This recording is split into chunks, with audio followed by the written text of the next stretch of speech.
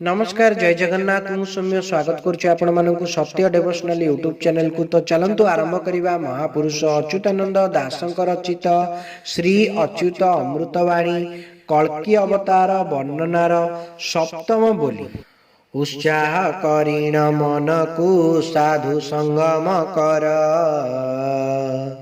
जेउ पथे जीवा हेबटी सेही पथ आवर।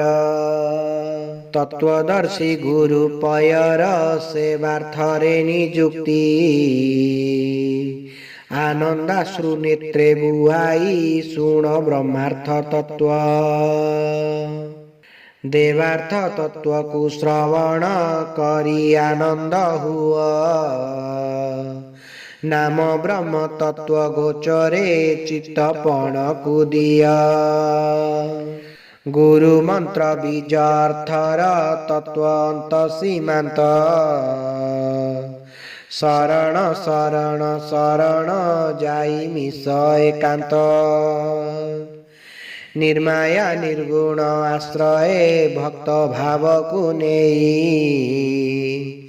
मिसी जाओ अनात्मा शरीरे शांत मन को देई।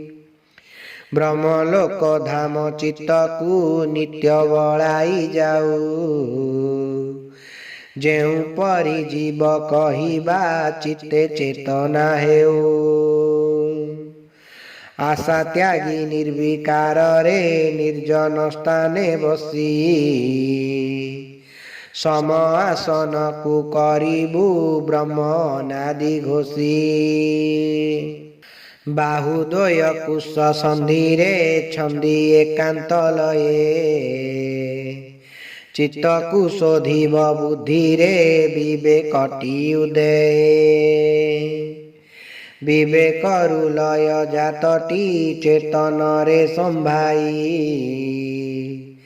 चेतन पुरुष चैतन्य ज्योति मध्य मिसई। ज्योति अवसान तापरे विश्व पावन मूर्ति, जना जाए लय शेषरे सर्वतत्व निष्पत्ति।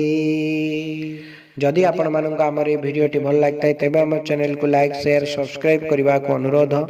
जय जगन्नाथ जय पंचसखा।